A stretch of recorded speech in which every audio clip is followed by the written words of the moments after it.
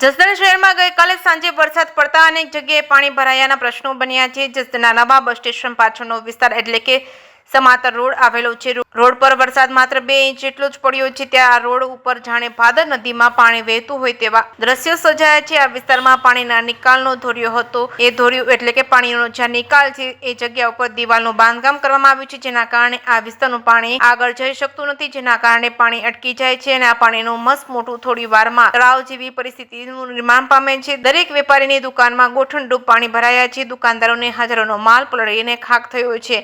આ વિસ્તારના વેપારીઓએ 3 થી 4 વખત નગરપાલિકાના ચીફ ઓફિસરને લેખિત રજૂઆતો કરી છે। જો કે 3 વર્ષથી વેપારીઓ રજૂઆત કરી ચૂક્યા છે, છતાં તંત્રને ધ્યાને નથી આવતું। ત્યારે સરકારની પ્રી મોન્સૂનની મોટી વાતો કરે છે। જસદણની દુકાનોમાં પાણી ભરાય છે, છતાં તંત્રને ધ્યાને નહીં આવતા આજે ફરી જસદણ પ્રાંત અધિકારી તેમજ મામલતદાર, ચીફ ઓફિસર સહિતના અધિકારીઓને લેખિતમાં આવેદનપત્ર આપી રજૂઆતો કરી છે। 3 દિવસ સુધી આ પાણીનો નિકાલ નહીં કરવામાં આવે તો રાજકોટ કલેક્ટરમાં જઈને મોટી સંખ્યામાં વેપારીઓ જોડાઈને આવેદનપત્ર આપશે। જો તેમ છતાં નિવેડો ન આવે તો જસદણ નગરપાલિકાના પટાંગણમાં માંડવા નાખીને આંદોલન છેડવાની વેપારીઓએ ચીમકી ઉચ્ચારી છે।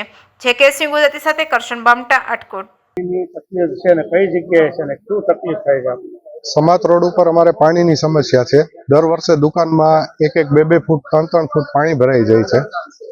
પાલિકામાં અનેકવાર રજૂઆતો કરવા છતાં આ લોકો કોઈ ધ્યાન નથી દેતા, કોઈ કઈ જવાબ નથી દેતા, ખાલી આવેદન પત્ર લઈને સહી કરીને પાછા મોકલી દે છે। કોઈ જાતની કઈ કામગીરી કરતા નથી। આજે કઈ જગ્યાએ આવેદન આપ્યું?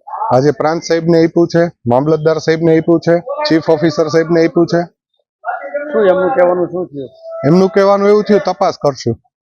હવે તપાસ નહીં થાય તો શું કરશું? તો અમે રાજકોટ કલેક્ટર સાહેબને રજૂઆત કરશું અને પછી અમે માંડવા નાખીને હડતાલ ઉપર ઉતરશું બધા।